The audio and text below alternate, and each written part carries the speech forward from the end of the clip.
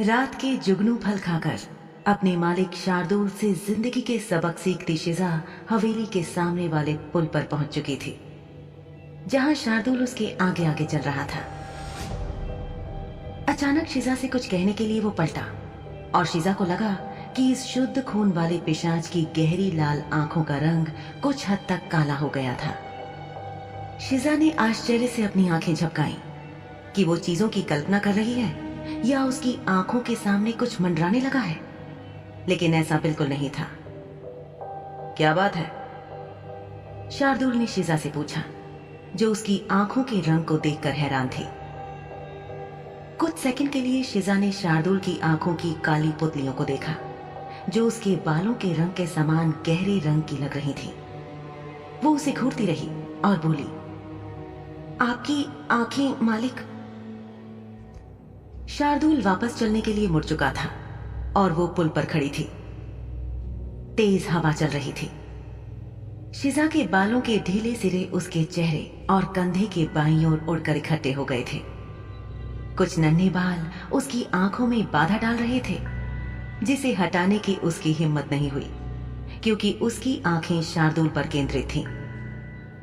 शिजा जानती थी कि उसे कोई गलतफहमी या मतिभ्रम नहीं हुआ था, लेकिन वो कुछ ऐसा कैसे जान सकती थी जिसके बारे में उसे जानकारी नहीं थी। पर तय था कि शार्दुल की आंखों का रंग अंधेरे जैसा हो गया था। ऐसा क्यों हुआ, कैसे हुआ, शिजा नहीं जानती थी। क्या हुआ मेरी आंखों को? मालिक, एक पिशाच की आंखों का रंग लाल होना चाहिए ना? क्या वे रंग बदल सकती हैं? नहीं, बिल्कुल नहीं। शार्दुल के जवाब के बाद शिजा सोचने लगी कि फिर उसकी आंखों का रंग क्यों बदल गया। क्या वो इस बात से चिंतित नहीं था कि कुछ तो गलत था? शिजा ने चुपचाप शार्दुल के पीछे चलने की कोशिश की, पर उसका मन नहीं माना। ऐसा लग रहा था कि उसके साथ वास्तव में कुछ गलत था और उसे हकीम साहब से मिलने और इस पर ध्यान देने की आवश्यकता थी। मालिक, मुझे लगता है कि आपको हकीम साहब को दिखाना चाहिए। शार्दुल के होठ मुड़ गए। इतनी परवाह की उसे आदत नहीं थी और अपनी खरीदी हुई गुलाम से तो उम्मीद ही नहीं थी। तुम्हें मेरी इतनी परवाह कब से होने लगी? फिलहाल इस बात को अपने तक ही रखना, कोई और इस बारे में नहीं जानता है, और ख्याल रखना कि ना ही जानने पाए। शार्दुल ने अपने होठों पर उंगली रखकर शिजा को चुप रहने का इशारा किया और शार्दुल ने फिर से हवेली की ओर चलना शुरू कर दिया। शिजा को ठीक से याद था कि जंगल में आने तक तो शार्दुल साहब की आंखें गहरी लाल ही थी, फिर वे कब काली हो गईं, उसे पता नहीं चला। और शार्दुल ने उसे किसी को ना बताने के लिए क्यों कहा? क्या तुम अनुमान लगा सकते हो कि मेरी आंखें काली क्यों हो गईं? शिजा चकित होकर खड़ी थी। अब तेज गति से चल पड़ी ताकि शार्दुल की रफ्तार से कदम मिला सके। उसे शार्दुल के पास पहुंचने के लिए थोड़ा दौड़ना पड़ा। लगभग पूरी जिज्ञासा के साथ उसके बगल में चलते हुए उसने सोचा कि क्या उसकी आंखों का रंग बदलने का कोई खास कारण है। और जैसे ही उसने इसके बारे में सोचा, उसने महसूस किया कि शार्दुल की आंखें कुछ देर पहले तक वाकई ठीक थीं। अपनी जिज्ञासा को रोक पाने में असमर्थ शिजा ने शार्दुल से कहा, मालिक, आप ठीक तो है ना? तुम वाकई बहुत बहादुर हो जो अपने मालिक से ये सवाल दोबारा पूछा। ऐसे मालिक से जो तुम्हें अजब हुक्म देकर तुम्हें असहज कर देता है, फिर भी तुम अपने मालिक की सेहत के बारे में फिक्रमंद हो। शार्दुल की आंखें चमक उठी, जैसे कि उसे यकीन था कि उसे अपना खजाना मिल गया है।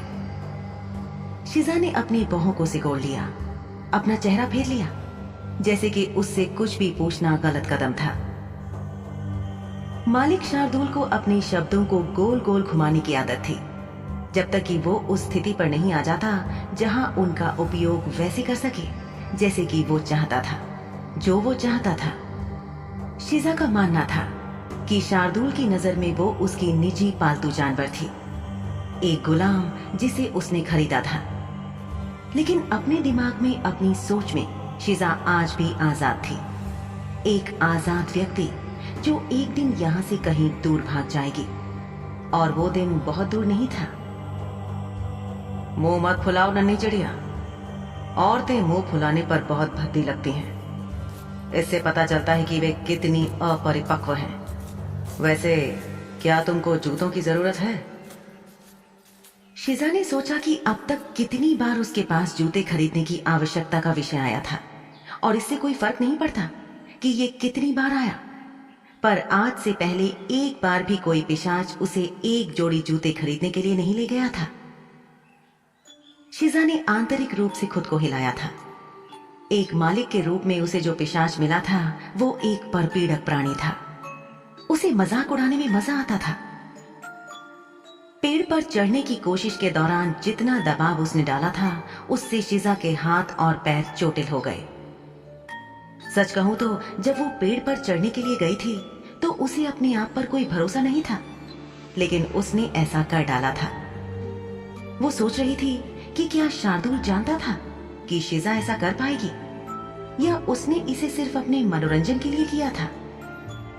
फिर भी सब कुछ होने के बाद भी शिजा के मन में उत्सुकता शार्दुल की आंखों के रंग को लेकर बनी रही।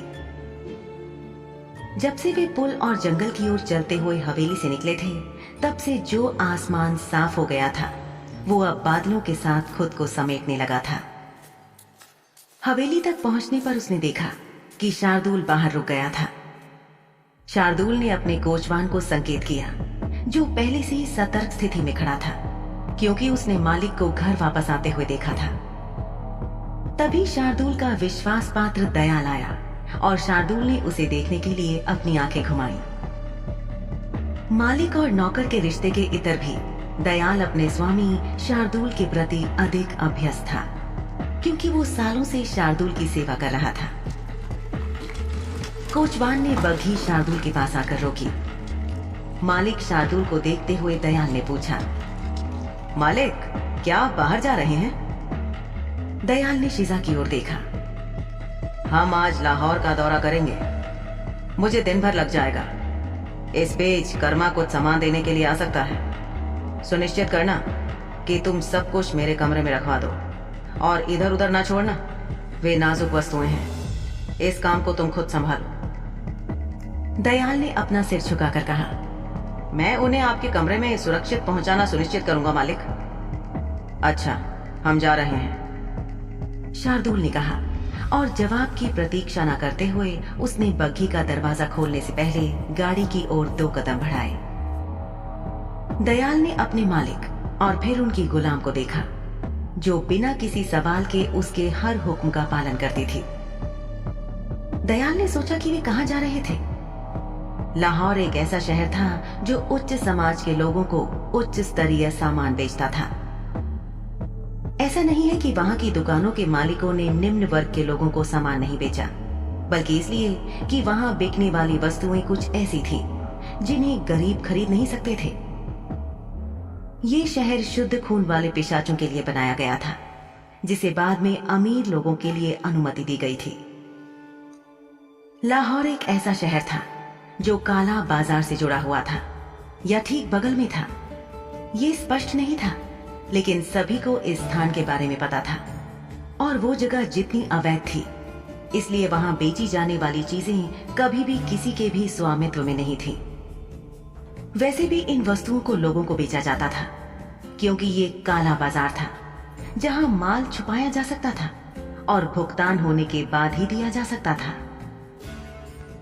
दयाल ज्यादा कुछ समझ नहीं पा रहा था, लेकिन सोचता था कि शायद उसका मालिक उस चीज के लिए धन वापसी के लिए जा रहा था जिसे उसने एक हास्यास्पद कीमत पर खरीदा था, यानी शिजा को गुलाम खाने लौटाने। दयाल ने कल जो देखा था उसके मुताबिक उसके मालिक की ये गुलाम अजीब थी। कहीं ना कहीं उसे लगा कि दूसरे गुलाम को लाना ही बेहतर है। इसलिए नहीं कि उसके पास लड़की के खिलाफ कुछ भी था, बल्कि उसे लगता था कि ऐसा व्यवहार करने से किसी दिन इस घर में इस बेचारी गुलाम की जान ही चली जाएगी। जितने समय से दयाल इस घर में लोगों की सेवा कर रहा था, उनकी बातों और स्वभाव को जानता था। वो भांप चुका था कि शाह हवेली में ये लड़की जल्द ही मर जाएगी। अगर वो ये नहीं समझी कि एक गुलाम का जीवन जीना कितना कठिन है। कम से कम यहां से दूर जाकर ये लड़की जीवित रहेगी। यहां तो पता नहीं था कि कौन सी गलती पर उसे उठाकर कहीं किसी झील या खाई में फेंक दिया जाएगा। शिजा जो जगहों के नाम से अपरिचित थी, उसे नहीं पता था कि वो उसी स्थान पर वापस जा रही है जहां से शार्दुल ने उसे खरीदा था। बग्घी में यात्रा के बाद कोचवान ने 4 घोड़ों की लगाम खींच ली जो लाहौर के प्रवेश द्वार पर थे। शिजा ने सबसे पहले नीचे उतरते हुए शहर के नाम के साथ सामने लिखी इबारत की ओर देखा। ये एक पौष शहर था जहां महिलाओं और पुरुषों, यहाँ तक कि बच्चों को भी इस हद तक महंगे कपड़े पहनाए गए थे कि ऐसा लग रहा था कि वे किसी खास कार्यक्रम के लिए यहाँ आए हैं। लेकिन ऐसा कोई त्योहार या अवसर नहीं था जिसके बारे में शिजा को भी पता हो। शिजा को यह समझने में ज्यादा वक्त नहीं लगा कि यह स्थान अमीर लोगों के लिए बनाया गया था, न कि उसके जैसे लोगों के लिए, क्योंकि शार्दुल ने उसे ये जानने के लिए प्रेरित किया। सड़क और बिना कीचड़ या मिट्टी वाले रास्ते बहुत साफ थे। जैसे ही वे शहर के अंदर आए, शिजा ने शार्दुल को अपने लंबे और गर्वित कदमों को जमीन पर रखते हुए उन दुकानों पर बाएं और दाएं घूमते देखा जिनमें कपड़े से लेकर गहने और खाने पीने के सामानों से लेकर जूते तक शामिल थे। जरूरत की हर चीज यहाँ मौजूद थी। बस पैसा फेंको और आलीशान चीजें खरीद कर ले जाओ। शहर के कुछ हिस्से जाने पहचाने लग रहे थे, लेकिन शिजा अपना अंदाजा नहीं लगा पाई कि उसे ऐसा क्यों लगा, क्योंकि उसे यकीन था कि उसने कभी इस जगह पर कदम नहीं रखा था। हालांकि उसे अभी इसका एहसास नहीं हुआ था, और इसका कारण ये था कि पिछली बार शिजा ने उस व्यक्ति पर ध्यान केंद्रित किया था जिसने उसे खरीदा था। अचानक एक दर्द भरी आवाज सुनाई दी। मालकिन कृपया। जिस सड़क पे वे चल रहे थे उसके दूसरी ओर से किसी के रोने की आवाज सुनकर शिजा का चेहरा ये देखकर उतर गया कि सड़क के उस पार जमीन पर अपने घुटनों पर एक लड़का था। युवक के सामने एक महिला खड़ी थी। उसका शरीर रेशम की पोशाक में ढका हुआ था। महिला के पास चाबुक था, लेकिन वो रस्सी नहीं बल्कि बहुत पतली दिखने वाली धातु थी जिसे महिला ने युवक पर इस्तेमाल किया, और उसकी चीख निकल गई। तुम्हें क्या लगा मुझे पता नहीं चलेगा? महिला ने खींचकर धातु का चाबुक उस युवक को मारा, जिससे वो भूमि पर गिर पड़ा। कुछ देर के बाद शिजा को एहसास हुआ कि एक और जोड़ा था जो उनसे कुछ ही दूरी पर खड़ा था। ये एक और महिला थी, लेकिन एक लड़की के साथ। महिला ने लड़की को जंजीर से जकड़ रखा था जो लड़की के गले में बंधी थी। वे गुलाम थे, शिजा ने सोचा। यहां आने वाले लोगों को अलग अलग करने के लिए उनके कपड़ों को एक नजर देख लेना ही काफी था। अमीर वर्ग ने महंगे कपड़े पहने थे और गरीबों ने उनकी तुलना में लगभग कुछ भी नहीं पहना था। गरीबों के कपड़े इतने कम थे कि गले में जंजीर बांधकर बैठाई गई लड़की के शरीर को ठीक से ढकने लायक कपड़े भी उसे नहीं पहनाए गए थे। युवक दर्द से करहा रहा था क्योंकि उसके शरीर पर धातु के चाबुक से मार पड़ रही थी। शिजा ने शार्दुल के पीछे पीछे चुपचाप चलना बंद कर दिया था। यहां जो कुछ हो रहा था उसे देखकर उसके कदम रुक गए। वहां से गुजरने वाले लगभग किसी भी व्यक्ति ने गुलामों की मदद करने की या उनके दर्द को देखकर फिक्रमंद होने तक की परवाह नहीं की, और ना ही खुद को परेशान किया। अधिकांश जो सामने आए वे केवल मुस्कुराए, गुलामों को बेइज्जत होते देखा, लड़की के जिस्म को ताड़ा, और बाकी ऐसे चल रहे थे जैसे उन्होंने कुछ भी नहीं देखा। शार्दुल ने महसूस किया कि साई की तरह उसके पीछे चलने वाली उसकी गुलाम शिजा उसके पीछे नहीं थी। वो पलटा और उसने कुछ दूरी पर शिजा को खड़ा पाया। वो तल्लीनता से कुछ देख रही थी। सिर झुकाते हुए शार्दुल की निगाहें शिजा की निगाहों के पीछे पीछे चलीं, और उसने पाया कि कुछ पिशाच अपनी गुलाम को पीट रहे हैं। अपनी पतलून की जेब में हाथ डालकर वो उसकी ओर चल दिया। महिला ने आदमी पर धातु के चाबुक से हमला जारी रखा था। शार्दुल को अपने पास खड़ा देखकर शिजा फुसफुसाई, वो औरत उस बेचारे को मार डालेगी। इससे क्या फर्क पड़ता है? इस बात ने शिजा का ध्यान खींचा और वो सवाल पूछने के लिए शार्दुल की ओर मुड़ी। क्या एक गुलाम का जीवन इतना कम मायने रखता है? शार्दुल के माथे पर एक झुंझलाहट थी और शिजा की आवाज में उदासी थी। शार्दुल ने उसकी ओर देखा और कहा, निर्भर करता है। आपका क्या मतलब है? उन्हें करीब से देखो। शिजा ने पीछे मुड़कर दृश्य की ओर देखा। शार्दुल ने बहुत धीरे से इतनी शांति से कहा कि केवल शिजा सुन सके। जरा सोचो, पिशाच गुस्से में क्यों है? वो किसी भी कारण से गुस्से में हो, पर उनका गुस्सा उनके इस काम को कैसे भी जायज नहीं ठहरा था। करीब से, जरा गौर से देखो, न केवल उन्हें बल्कि उनके आसपास के लोगों को भी। क्या नजर आ रहा है तुम्हें? शिजा को पता नहीं था कि करीब का यहां क्या मतलब है। शिजा ने उन दोनों को देखा। उसकी नजर अन्य दो लोगों पर पड़ी जिन पर उसने पहले ध्यान दिया था। गले में जंजीर वाली दासी की आंखों में आंसू थे, उनमें डर साफ झलक रहा था। शिजा ने शार्दुल को ये कहते हुए सुना, मैं तुम्हें बताऊंगा कि यहां क्या हुआ था। वहां उस गुलाम लड़के के दिल में उस गुलाम लड़की के लिए भावनाएं थी। उसकी मालकिन को पता चल गया। पिशाच बहुत प्रादेशिक हैं, भेड़ियों के समान।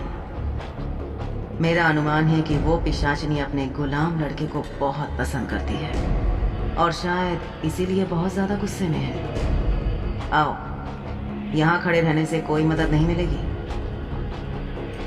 शार्दुल ने उसकी पीठ पर अपना हाथ रखा और वहां से निकलने के लिए इशारा किया।